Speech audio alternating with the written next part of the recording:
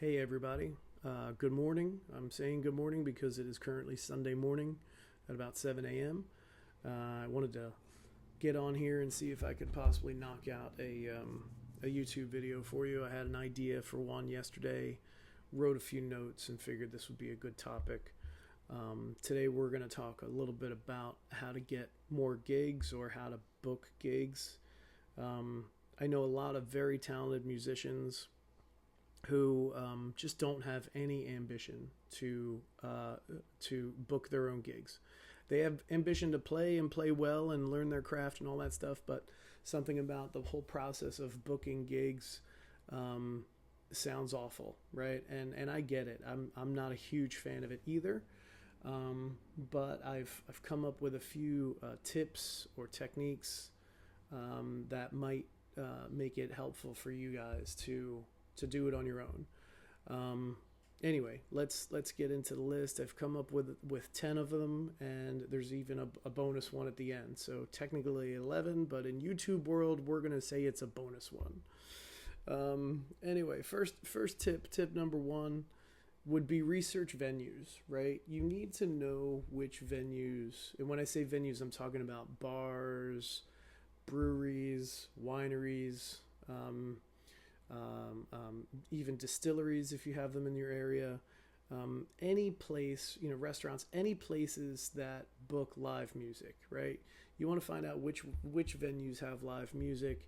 A good way to do that would be to check other musicians who are similar to you.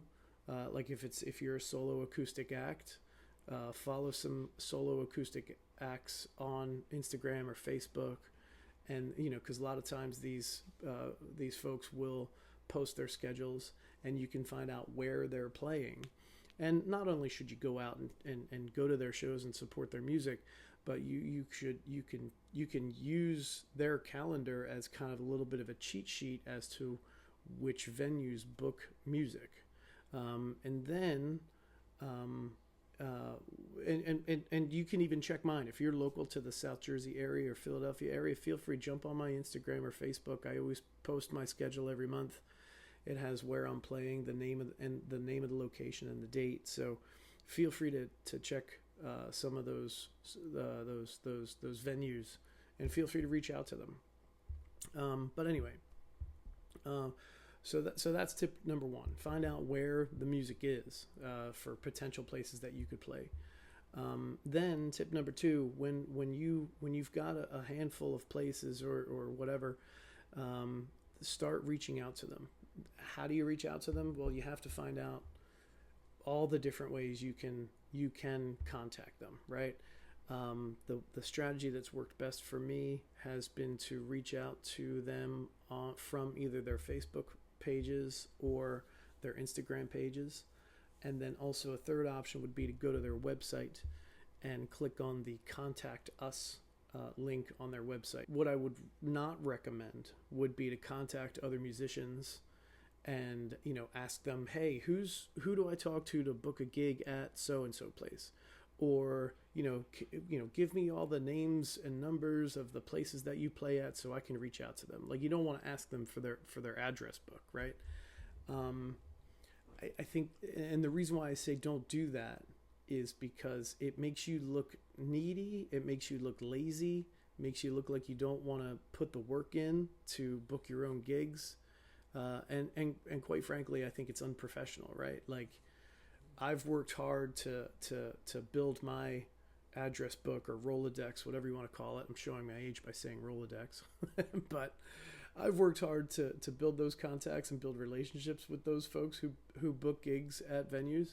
And there's something rubs me the wrong way when another musician just calls me up or emails me and says, hey, give me that shortcut. Let me know who books gigs and all that stuff. And I mean, unless they're a very good friend of mine and I really want to support them and help them out.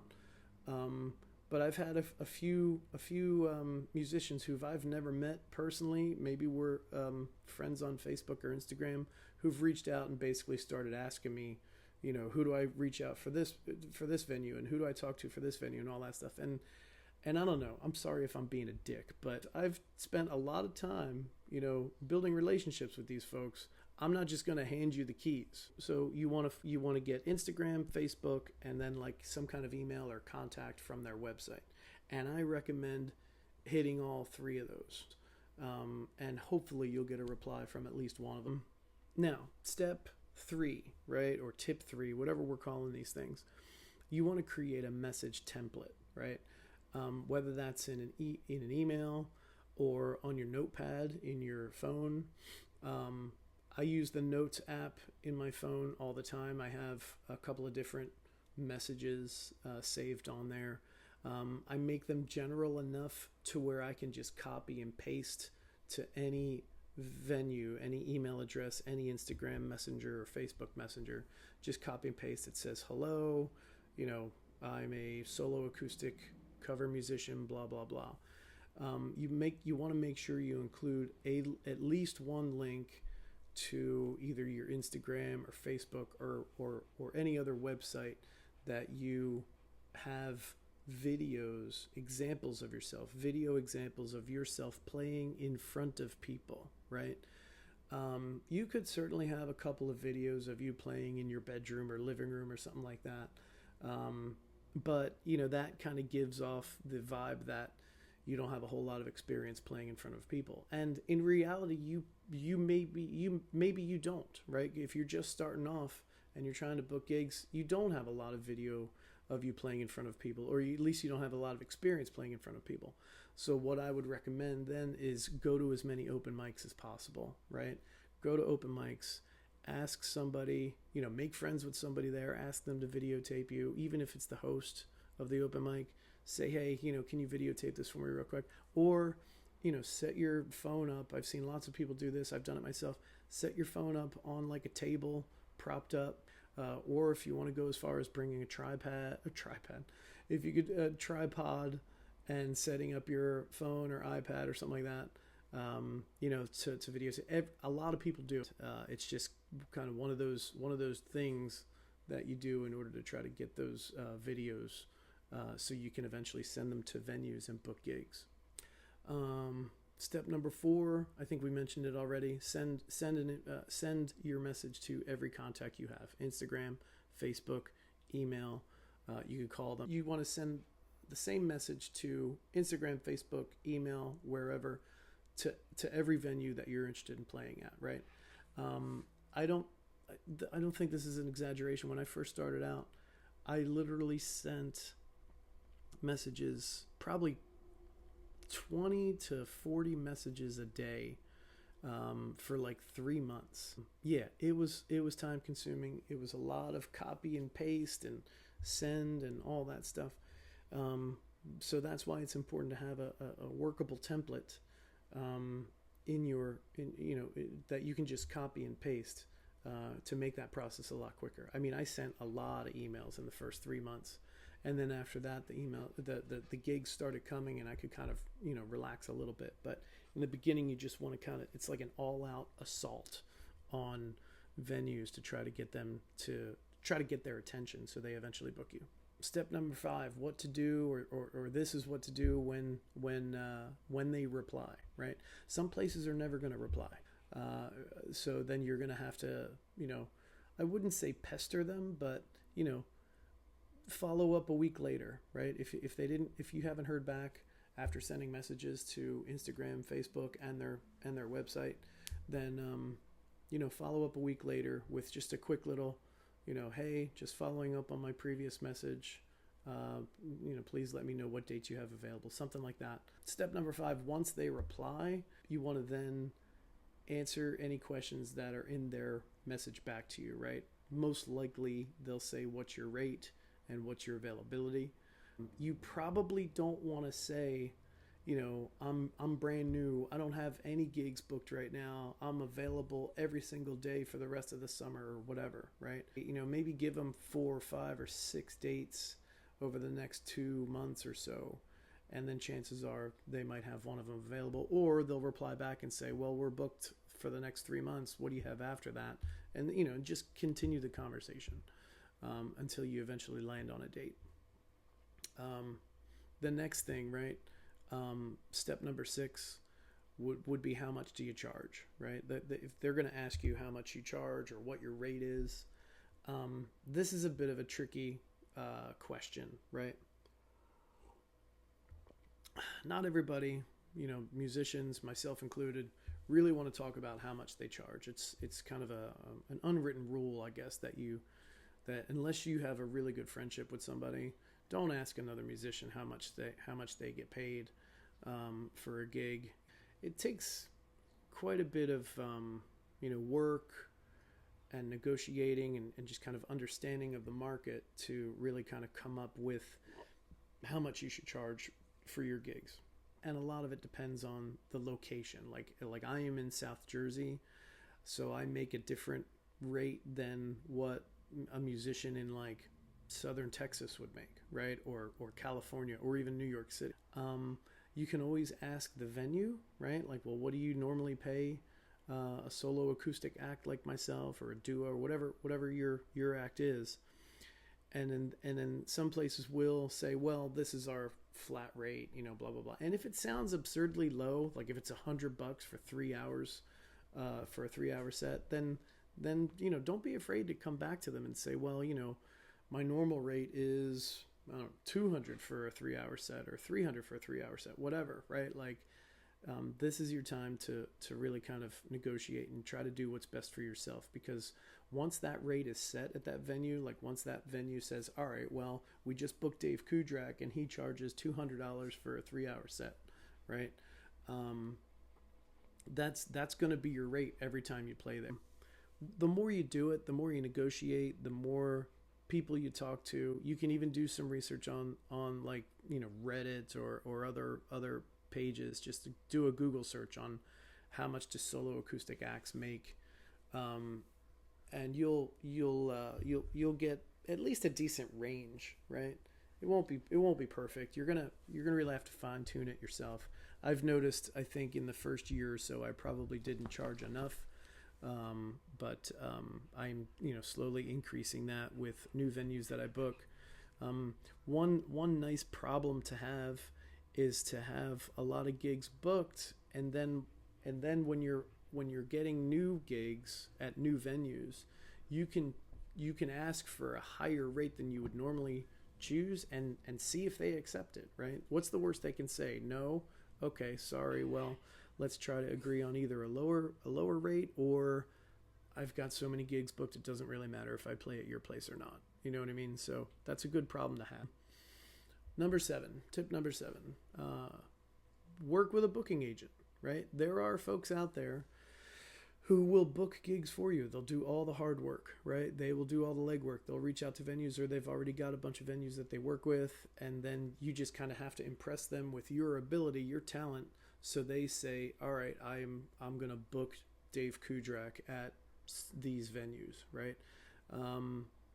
I've worked with a booking agency. I think I've worked with maybe 2 or 3 separate booking agencies, just a handful of gigs. 99% of the gigs that I play, I've booked myself. I've chosen to do that because I don't mind the process. I used to be in sales. My first job out of college was in mortgage sales, and I've got a little bit of an affinity for selling myself. I enjoy it. I like talking about myself. So yeah, I've booked 99% of my gigs myself, but I have worked with booking agencies in the past, and work with a couple now, and it's great. The one drawback is that you may make a little bit less because the agency has to get paid, right? They'll take a 10% or 20% commission off of the gross rate, right? So you'll make a little bit less. But some agencies are great. Like some agencies, they can get you a lot of gigs, and the pay is fair. And some of these places that they book are great venues. Venues that have bars, restaurants that have a consistent number of people in them, and all that stuff. So I certainly have nothing bad to say about working with an agency. It's just that for most of my gigs, I've booked them myself. Step number 8, be easy to work with and have integrity. I think this is a really important one. You don't want to be a dick, right? You're not a multi-platinum selling rock star, no matter what your mom says, right? you are you are just a person standing in the corner of the room most times, being background music, right? For people who are eating, drinking, talking with their friends. There's no reason for you to act like a prima donna or to make all kinds of requests or even to expect anything, right? If a venue charges you for the beer that you had, or if they want to charge you for food that you ate while you were playing, don't be offended, right? There are some places that'll give you free drinks and occasional free food and stuff like that, which is great, but that's a bonus, right? It's not an expectation. So if you're easy to work with, word gets around, and that can increase your chances of getting gigs at other places, because a lot of these bar owners, restaurant owners, they know other owners of places, and if you're a jerk, they'll tell their friends, and their friends won't book you. If you're easy to work with, they'll tell your friends, and you'll get more gigs. I promise you. Step number 9: promote. The venue that booked you, they're probably going to post something on their Instagram or Facebook that you're playing a certain day or whatever, which is great. Some places don't. Advertise their own gigs. Your responsibility would be to try to promote the crap out of your gig. Tell your friends. Post Facebook events, right? Create an event on Facebook and invite your friends on Facebook who are local, obviously, to that event, right? Create a separate Facebook post, right? Add it to your stories, all that stuff. Same with Instagram, right? You want to create like a flyer that has like your picture and the name of the venue and the date and the time and all that stuff, and post that on Instagram or Facebook. Even TikTok. I don't use TikTok a whole lot, so I don't get a whole lot of responses or results from TikTok, but maybe you guys do. Maybe TikTok is your preferred social media, and most of your friends are on TikTok. Go ahead, post away on TikTok as well. Also, just word of mouth, right? Tell your friends, send text messages like, hey, I'm playing here, this Friday, come see me, whatever. I did want to point out one thing though, right? Everyone will probably come to your very first show, right? It's going to be amazing, right? You're going to have a great day. You're going to have a great supportive crowd. The place is going to be either full or half full or whatever, of all your friends and family to your very first gig. It's going to be amazing, right? You're going to make a ton of money in tips, all that stuff, right? The reality is it's not always going to be like that, right? There will be days, there will be shows where you play to one person, 4 people, an empty room even. When I was first starting out, I booked a 4-hour gig at a place not too far from where I live. It happened to be Labor Day weekend, and in South Jersey, holiday weekends, a lot of people have a tendency to go down the shore. So this gig that I played, the first time I played there on Labor Day weekend, first time I played there, period, I was me and the bartender. I played to the bartender for the first, 2 hours until somebody finally showed up. It was like 2 or 3 people showed up and finally had an audience. But yeah, sometimes it can be brutal, right? So just keep that in mind that, yeah, your first gig's going to be awesome. All your friends and family are going to be there and everything. But yeah, be prepared. It can sometimes be an emotional roller coaster, because you have these great gigs and then you have other gigs that are just you're nobody's paying attention. You play a song, nobody claps, right? But don't take it personally, right? People are busy. People are involved in their own stuff, right? So don't worry about it. Tip number 10: be organized, right?